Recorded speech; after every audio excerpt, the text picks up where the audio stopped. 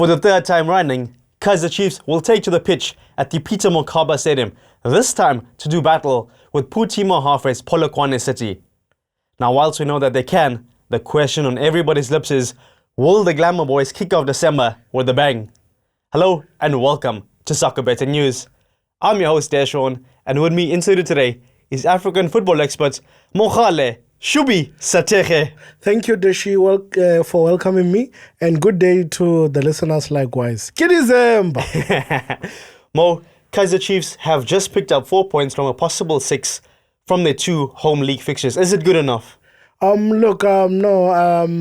I think they've done their best, but I just feel like they were very complacent in the previous game against Royal EM. It was supposed to be a straight win, plus maybe 6 plus minus goals for Kaizer Chiefs because they were running all over Royal EM in that game. All the chances that they missed, like even the coach was complaining about the chances that they missed and so forth. Chiefs was supposed to get straight 3 points from that game and at least clams to I think top 6. Top 6 in the league and so forth. So for me, what can I say? They've played very much better and they are improving each and every game. But I just feel like when it comes to the points, it was not good enough because according to me, they could have collected maximum points plus goals. Yeah. Well, following that second fixture against Royal EM, Nazarene Nabi actually hit out at his players publicly, citing a lack of professionalism. Do you think that criticism is warranted? Yes, that criticism is warranted because if you check the chances, the type of chances that were missed in that game, sometimes you question the level of seriousness when it comes to certain Chiefs players. Again, I'm not bashing Yusuf Mard, but I mean, really, nice 1-2 in the box, you and the keeper, you want ball over the top. For what? Why don't you just play it on the ground, grass cutter, top corner, and something that you won the game? I mean, it's the type of chances that they missed. I understand why the guy is frustrated. He acted even more professional. I could have gotten crazy if I was in his position after Royal EM's game. That was very cynical from the players, and you don't need that type of behavior from a big team. They must have a big winning mentality. I mean, like I said, Chiefs were supposed to get maximum points and goals, which they might be a factor towards the end of the league. You get my point? So you can't take anything for granted. And I felt like some of the players were not serious in that game, not to think of that and not to take a win serious on Saturday. And I'm very much disappointed in some of the players, how they acted and what was their decisions and so forth. And I'm very much agreeing with Nabi's reaction. That was very childish. Yeah. Well, you mentioned goals over there, and Ashley Dupreez actually started both of those games, and he found the back of the net against Richards Bay as well as Royal EM. Do you think he should be the striker ahead of Ranga Chevaviro? No, he can't be a holding striker. He's very good because he's got a lot of runs. So you can't put him there to stick there. He's gonna be in a lot of offside position. If he gets a team that can marshal the line of defense very well, they are going to build an offside trap line and he's going to be just offside on a number of positions. You need him coming from the inside, taking a run. That's fine. They must put Ranga there. He's their main man. He's the ball. He can hold and plays for Dupreez. Dupreez is someone who needs to take those runs to be effective. You get my point? Yeah. But he plays as a striker in his cause, but I just feel like with Ranga being there, he can even become more effective for the mighty Amakosi. Yeah. Let's talk about the Chiefs midfield then. Oxum Teto started both the fixtures against Royal and against Richards Bay. Has he nailed down that starting berth, especially when you consider that Castillo is injured? Yes, he's very good. I mean, Ox is very good, and I'm very much happy that he got his chance. He got his nod after some criticism from the previous games that he played. Now he's really showing the Ox that we know from Stellenbosch FC. I'm very much happy. Sandile is a very good player, And for some reason, I still think that he needs to be, if he keeps on with the same momentum and the same performance and so forth, I see him also making a cut into Hugo Bruce's squad, because he's a very good player. He's a good passer of the ball. He can penetrate the defense. He can defend and so forth. So we need to give credit where it's due. Ox is very much better.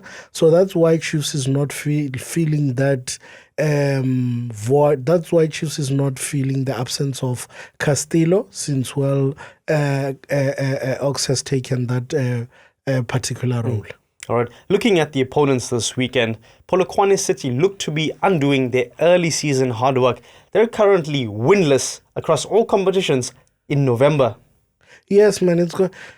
Teams like Polokwane, they perform a season, and the other season, they battle relegation so badly. And so this is just an opportunity for, not just the players, but for management as a whole and the owner to say, if I get position 9 this season as Polokwane City, then next year I need to beef up my squad, with a bit of high-profile players so that we can carry on the momentum.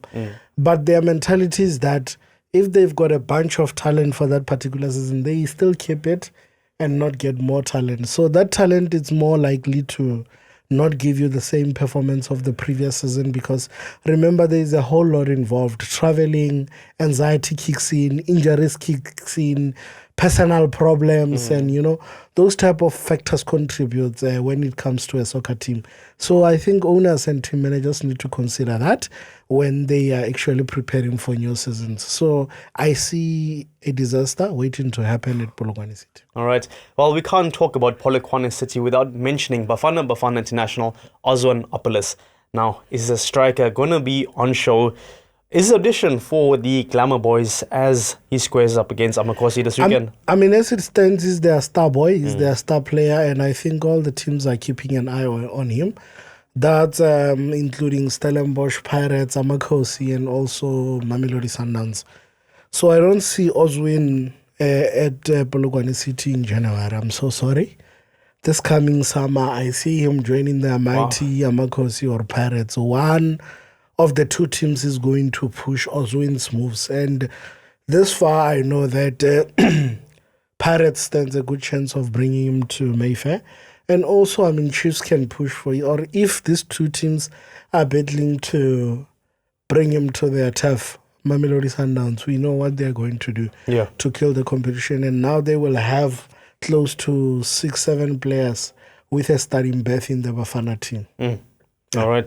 Well, as far as Polokwane City go, they actually claimed the scalp of Mamelodi Sundowns just weeks ago. Are they going to add Kaizer Chiefs to that hit list? Look, it doesn't, like I'm saying, Dash, it's about consistency. How consistent are you as a team? There's no need for you to beat Sundowns and collect 3 points the whole season and lose 20 maximum points and fight relegation. There's no need for you to the full 20-something games and you prepare only 3 games thoroughly where you're playing Chiefs, Sundowns and Pirates, and you collect maximum points.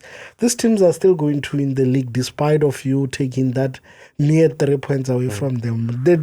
The games that matters in like your opponents that are in your same league, like Magezi, Sikukuni, and that's where you should be collecting those maximum points and also 1 point to balance the whole season as a team, not to be in the relegation battle zone, and also maybe to qualify for the MTN 8 knockout cup, and also they need to start thinking from that angle. Beating Chiefs, Pirates, and Sundowns is not achievement in the PSL, and this goes to all the small teams that comes and play like tirelessly against Pirates and Chiefs, and they go and lose a mere game against opponents that matches their standard and everything and quality. You can't be losing against your mates, whereas you want to battle it with the big brass or the O's, and then how many games do you play Chiefs and Sundowns and Pirates. It's only 2. How many points are there the whole entire season? Yeah. So you need to choose your battles wisely. I'm not saying that they should actually lack that hunger, to beat Pirates and Chiefs. Actually, it's good. But at most, in terms of how they are structured and how they play and how they are developed, they should be collecting maximum points from the teams in their same, in their same. In and around the Yes, area, yeah. you get my point. So that, Magezi versus Polokwane is pound to pound. Why can't you get 1 point or maximum points? You go on and lose 3-0 against Golden Arrows. You beat Sundowns 1-0. You beat Sundowns 1-0 when? 2 weeks ago. Yeah. Who's on top of the log now? No, I'm hearing what you're saying. With that being said, give me your prediction against Kaizer Chiefs. I see Kaizer Chiefs thrashing them 2-0.